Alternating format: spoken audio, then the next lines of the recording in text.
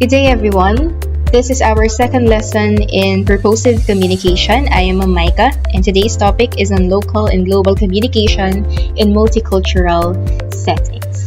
The very basic term that we're going to discuss for today is the word globalization. And by definition, it is a term used to describe the increasing connectedness and interdependence of world cultures and economies. It also captures in its scope the economic and social changes that have come about as a result. Connectedness and interdependence, these two words. The world that we are living in right now is the era of globalization, wherein every continent, every nation is connected through social media, the internet basically, and even the mass media. And this connectedness leads to interdependence, meaning to say we depend highly on one another. And this dependence results to cultural and economical and even social drastic effects. For example, being connected and being interdependent leads to changes not only in the way we think but also with the way we act, because nowadays it is just so easy for us to be completely immersed, and I'm using the word immersed, to be completely immersed in the culture, in the beliefs, in the social standards of other countries, just because it's just also so easy for us to be exposed to them. And this exposure leads to either acceptance or non-acceptance. It really depends upon the place that we are in and the people that we live with. For example, you are someone who loves watching K-drama.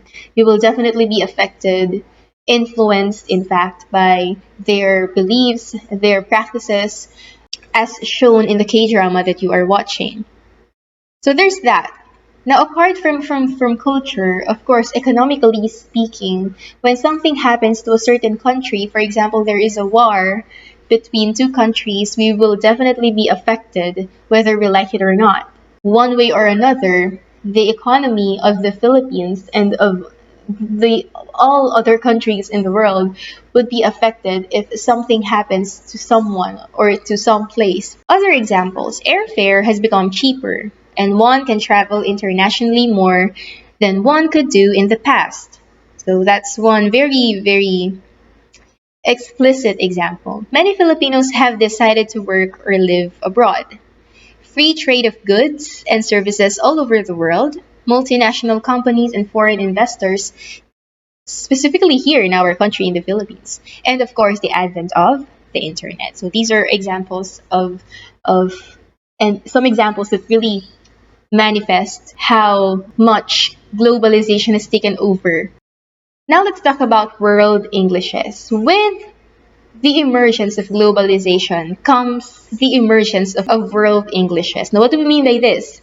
English is considered as the global language or the global lingua franca. When we say lingua franca, it is the language that is adopted as a common language between speakers whose native languages are different. Meaning to say, simply put, it is the language that is understood by everyone, wherever you go. Most likely, the English language is that one language that most people would understand. It is the lingua franca of the world.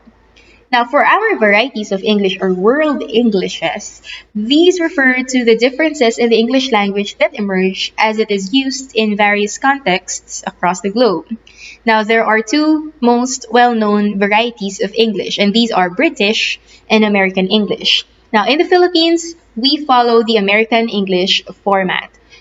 In writing, in the manner that we speak, in our vocabulary, we definitely follow the American English.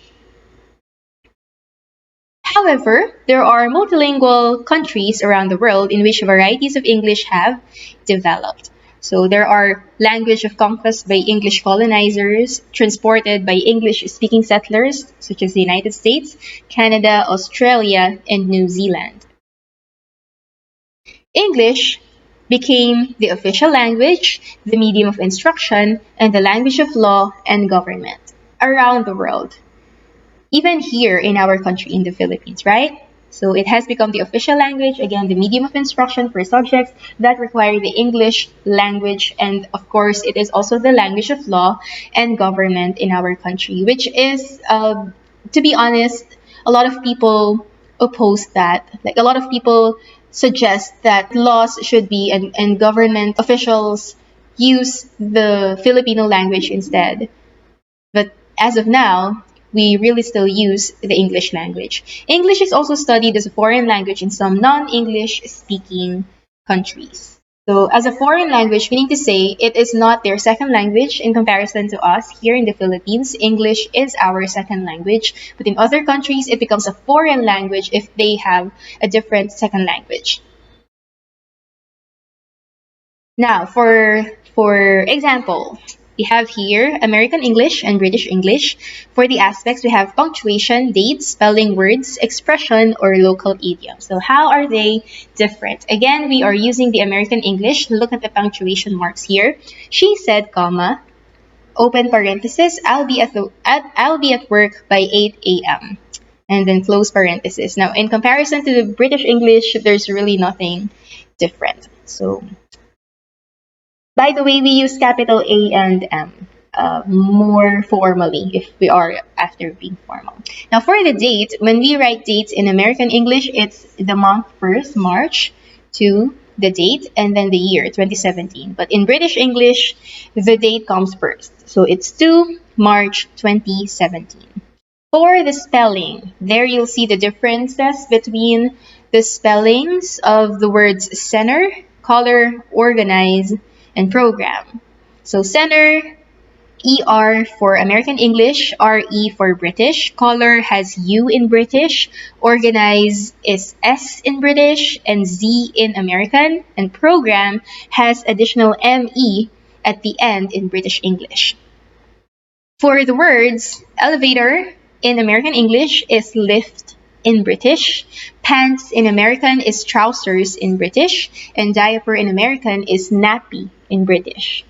For expression or local idioms, we have the following examples. For agitated, ruffled, feathers. Ruffled stands for messy or disarranged. And then for British, we have knickers in a twist. Knickers, by the way, is underpants or like a boxer shorts for women. So they both refer to agitated, but we have different idiomatic expressions or local idioms for each type of English. For grammar, for American English, we ask, do you have that book? But when it comes to British English, we say, have you got that book? So you see the syntax or the arrangement of words in the sentence are very much different. Pronunciation, which is of course irrelevant in writing. Pronunciation is the way we speak words. Vase sounds like vase in American English, but it's vase in British English. So there's definitely a difference between the two. Now on to Philippine English. Now when we say Philippine English, it has its unique and idiosyncratic usages. Idiosyncratic means peculiar to oneself. It is something that is personalized or something that is subjective. For example, comfort room is a term that is completely ours. It is a Philippine term for washroom, for toilet, or for lavatory. There is traffic, which means there is a heavy traffic jam. To say that there's traffic grammar-wise is in fact incorrect if we are referring to what we really are thinking of in the Philippine context, and that is that there is a heavy traffic jam. That is the correct way of saying it. Salvage can mean either to save or brutally murder, usually for political reasons. For a while, this does not exist outside of the Philippines. Instead, we say just a second or just a moment, hold on or hang on. Other examples are budol fight. Budol fight is something that is uniquely ours. It is conceptualized by the PMA cadets to solidify camaraderie. And another example is chancing. Chancing, as in nanananching, ayan. Or the concept of making a move in a sexual context. Panananching or nancha-chancing. Alright, so those are examples of Philippine English. Now remember, every English-speaking nation has its own set of English phrases and idioms. English is equally idiosyncratic in India, Jamaica, Zimbabwe, Singapore, or any other country that uses the English language. It would always be idiosyncratic. It would always be subjective. It will always be personalized depending on the country using the English language, the culture of that country, the the social status or the economic status of that country, all of these aspects combined together result to idiosyncrasy in the usage of the English language. Now, of course, if there is such a term as idiosyncrasy, we also have the standard English. In the context of academic and professional writing, we follow a standard. It advocates the use of a consistent spelling and punctuation system. Specifically in writing, we have to be very, very strict with following standard English, and it also avoids colloquial or conversational or informal usages. Now let's talk about the varieties of English. There are three concentric circles of English by Brad Cattrew. It presents the three circles, inner, outer, and expanding. Inner circle pertains to English as native language, or ENL, where these are the people who use the English language as their mother tongue. Outer circle refers to English as second language, or ESL. These are people who use the English language as their second language. And lastly, we have expanding circle, or with English as foreign language, or EFL. So this is as their third or fourth or more so. Now for our three concentric circles, again we have the inner circle, or ENL, specifically USA, Australia, UK, New Zealand, and Canada. The outer circles, or ESL, Bangladesh, Kenya, Pakistan, Sri Lanka, Ghana, Malaysia, the Philippines, Tanzania, India, Nigeria, Singapore, and Zambia. And for the expanding circles, or EFL, we have China, Indonesia, Korea, South Africa, Caribbean countries, Israel, Nepal, South America, Zimbabwe, Egypt, Japan, Saudi Arabia, and Taiwan. Culturally sensitive and bias-free language. Now, our goal, of course, is to use the English language purposively. That is basically the subject that we have this semester. And so we have to be culturally sensitive and bias-free, meaning to say we are cautious, we are sympathetic, we are considerate. Bias means prejudice or judgment. So bias-free language, meaning to say we have to know how to use our language without any prejudice or without any judgment or without anything unfair. And how do we do that? All right, so cultural sensitivity is to write in culturally sensitive way. That is by being aware that cultural differences and similarities between people exist. And now that, of course, we are again living in the era of globalization, it is easier for us to be aware of these similarities and differences. Now, bias-free language. We have to be careful in using words and phrases that do not discriminate against particular groups, whether in terms of race, ethnicity, gender, social class, age, and disability. So these are what make us different from one another. And so whenever we speak, let us make sure that we are bias-free in our language. We need to say we do not side towards a specific set of groups or particular groups of people. We have to be fair in every way. Let's talk about racism. Racism is a discrimination against a person or persons of a different race. Now, we have to avoid identifying people by race or ethnic group. That's the safest way.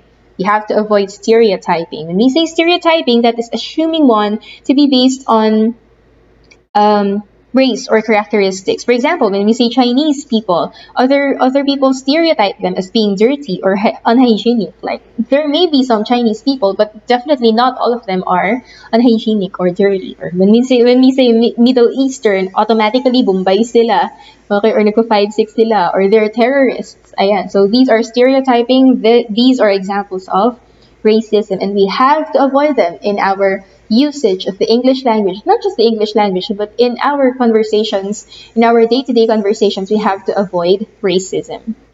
For example, naturally, the Asian students won the math contest. Now, the word naturally reinforces the stereotype or generalization that Asians have superior aptitude in math or superior ability or skills in math. I don't know why, but other countries assume that Asians are all good in math. Maybe most of us are, but that's definitely a stereotype. I'm sure you would agree. Now, for race and ethnicity, refer to the group by the term they prefer. So that is the safest way to deal with it. whichever term they prefer. For example, some research is required to find out about acceptable and preferred terms like Native American instead of Red Indian. So that's what they prefer. They do not like to be called Red Indian. They would rather be called Native American. Kabalat for Gumagat tribe. And Filipino Chinese instead of Chinoy. For us, it may not sound offensive, but maybe it is for them. So let us rather use Filipino Chinese. Now let's talk about gender and sexual orientation. Sexism is a prejudice and discrimination based on sex and gender. Now, to be inclusive, use gender-neutral words and phrases over gender-biased ones. So this resulted to a very big impact in the English language. The gender-neutral words, and it's still very controversial up to now. I would love to hear your opinions about this given the opportunity, but since this is a recorded video instruction, let's talk about it some other time. Now, the word man in man-made and the word man in freshman. So choose neutral words in job titles. For example, we can say for policemen or police women, let's say police officers. Or for chairman or chairwoman, we can say chairperson. Or for waiter or waitress, we can say server or table attendant. Terms like those. Okay, so we kind of avoid words that suggest the gender, and rather we use neutral words. Gender biased terms can be avoided by dropping the pronouns that signify gender, like he, she, her, him, and then we change them to plural construction. That's another way. So instead of using him or her, we can use they or them, but we have to pluralize everything else. That is still following the rules of grammar. Or the third one, which is again the most controversial one so far, is replacing masculine or feminine pronouns with non-binary pronouns, like they, them, and their, even though the sentence is of singular subject. So I'll give you an example. Each student should submit his term paper by Monday. So here, each student, whenever we use each, obviously, automatically that's singular. And so it was referred to in this sentence as his, which is masculine. Now, there are three ways. Now, for the first one, a restatement, each student should submit a term paper by Monday. So there is obviously a restatement here. The pronoun his was removed completely. The second one is plural construction. So instead of using each student, which is singular, we transformed it into students should submit, and therefore we follow it with their as the pronoun. So it's so much easier, and this is grammatically correct as well. Now the third one, the use of non-binary pronouns. Each student should submit their term paper by Monday.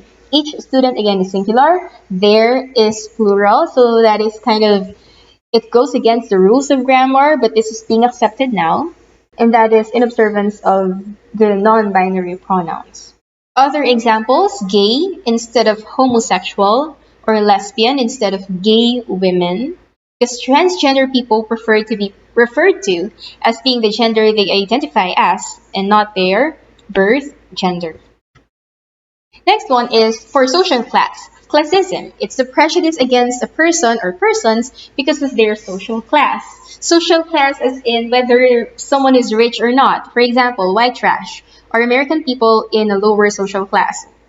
Like, what is that term, white trash? You're being called a trash just because of your social status, even though it's white. So this falls under classism, and this is something that we have to be very careful of. Because sometimes it may come off as something natural or something normal for us, but it may be offensive for other people.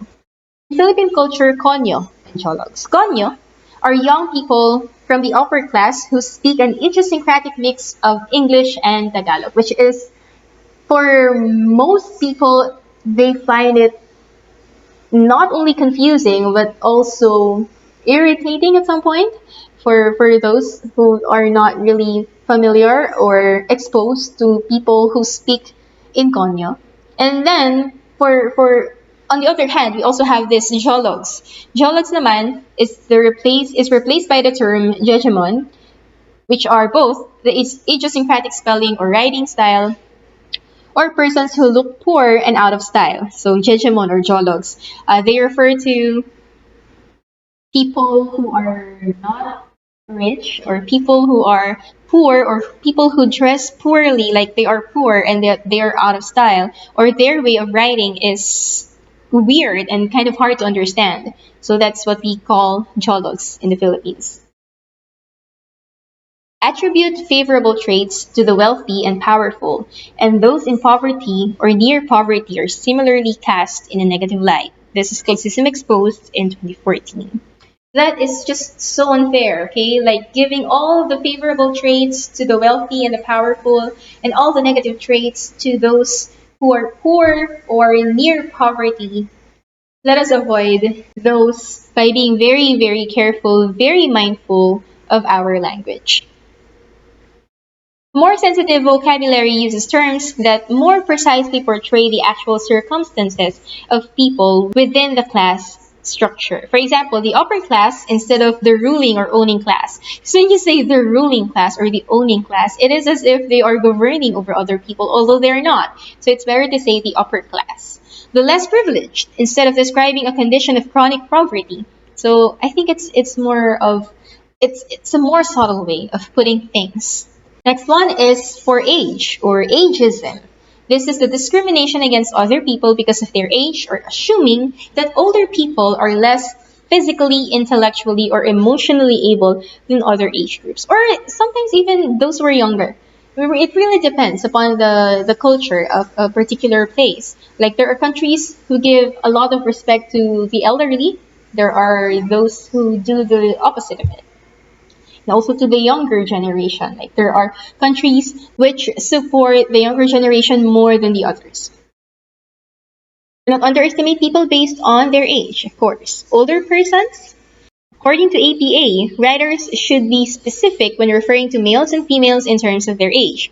For females 18 years old or older, they are called women, not girls, and which is the same for boys and men. Girls or boys refer to those in high school or younger, like under 18. So if you're 18 plus, then you are either a woman or a man. You cannot be called a girl or a boy anymore. And then lastly, we have disabilities. Discrimination exists because of the lack of understanding and awareness. It is important to distinguish some terms that are mistakenly understood to be synonymous. Focus on the person, not the condition. So that's the key here. You have to prioritize whenever you speak the person and not his or her condition. So be completely aware of this, okay? And impairment is the physiological condition. So limp is an impairment. And then the disability is the consequence of the impairment. So what would be the results or the consequences? Difficulty in walking, or people who limp may be handicapped. Handicap is a social implication of disability. So that is by having to climb stairs in buildings. Again, disability first. The blind student used a special keyboard during the exam. Person first, the student who is visually impaired used a special keyboard during the exam. The student first, all right? And not the blind student. Okay, so the student who is visually impaired. Let us be very mindful of how we use our words or our language, even the sentence construction. Let us be very mindful of those. Now, for our references, we have the following. That would be it for our second lesson. I hope that you did learn something from this, and I hope to see you all face to face next time. Thank you very much, and God bless everyone.